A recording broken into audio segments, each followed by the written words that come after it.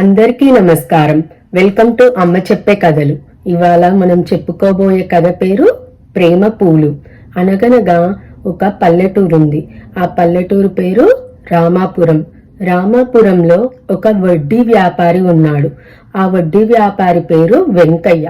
వెంకయ్య ఒక రామాపురం ప్రజలకే వడ్డీ డబ్బులిచ్చేవాడు. వడ్డీకి డబ్బులు ఇవ్వడం అంటే ఎవరికన్నా అవసరం వచ్చినప్పుడు డబ్బులు తీసుకొని వాళ్ళు తీసుకున్న దానికి ఇంకా కొంత డబ్బు జోడించి ఇస్తారన్నమాట. అయితే వెంకయ్య ఒక రామాపురం ప్రజలకే కాకుండా చుట్టుపక్కల ఉన్న గ్రామ ప్రజలందరికీ కూడా డబ్బులు ఇచ్చేవాడు. అయితే రామాపురం పక్కనే ఒక ఊరుందన్నమాట. ఆ ఊరు పేరు ఆనందపురం. ఆనందపురంలో ప్రజలు మాత్రం వెంకయ్య దగ్గర వడ్డీ తీసుకోవడానికి ఎప్పుడు వచ్చేవారు కాదు. అప్పుడు వెంకయ్యకి అనిపించేది అన్నమాట, ఎందుకు ఆనందపురం ప్రజలు మాత్రం ఒక్కసారి కూడా వడ్డీ తీసుకోవడానికి నా దగ్గరికి రాలేదు అని ఆలోచించేవాడనమాట. ఒకరోజు అనుకోకుండా వెంకయ్య ఆనందపురంకి వెళ్లాల్సి వచ్చిందనమాట.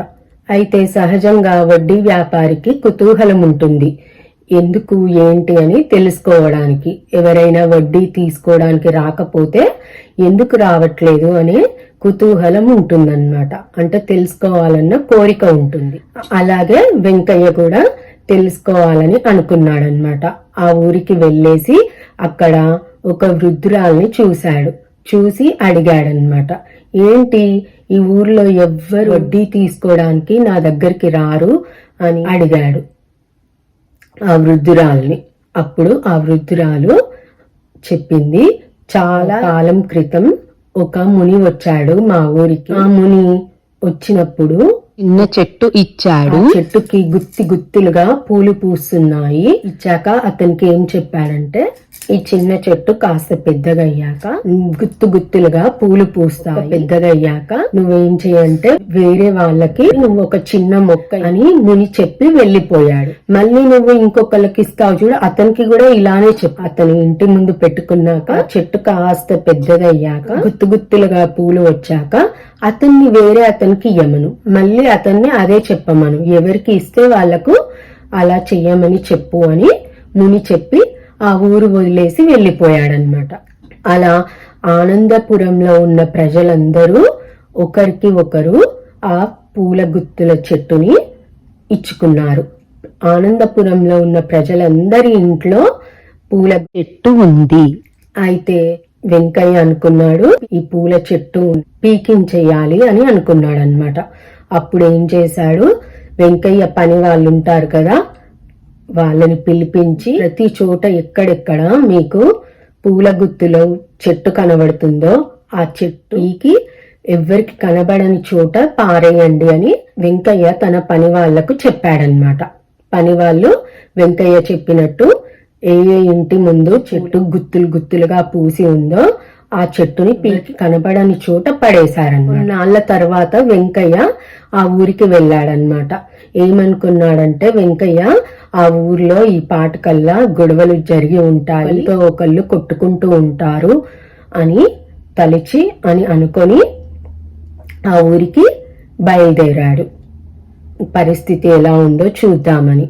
కానీ వెంకయ్య వెళ్ళాక అక్కడ ఆనందపురంలోని ప్రజలు ఇదివరకు కంటే చాలా ఆనందంగా చాలా ప్రేమగా ఉన్నారన్నమాట. ఎవరికి కష్టం వచ్చినా అందరూ కలిసి ఆ కష్టాన్ని తీర్చేవారన్నమాట.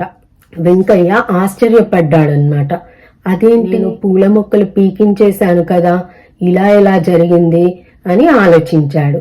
అప్పుడు వెంకయ్యకి అర్థమైంది, ఆ ముని బాహ్యంగా అంటే కంటికి కనిపించేలా నాటించి పూల మొక్కలు మాత్రమే, కానీ ఇలా చెయ్యడం వల్ల ఆనందపురంలోని ప్రజలకి ఒకళ్ళకు కష్టం వచ్చినప్పుడు ఇంకొకళ్ళు సహాయం చేసుకునే గుణం, ప్రేమ, ఆప్యాయతలు, అభిమానం అనేటివి పడకుండా పెరిగాయి అనేది వెంకయ్యకు అర్థమయ్యి ఇంకా ఆ ఊరి జోలికి ఎప్పుడు వెళ్ళలేదు వెంకయ్య. కథ కంచికి మనం ఇంటికి. ఈ కథ వల్ల మనకు అర్థమైంది ఏంటంటే, ఎవరికి కష్టం వచ్చినా కలిసి కట్టుగా ఉంటే వాళ్ళని ఎవ్వరూ విడదీయలేరు.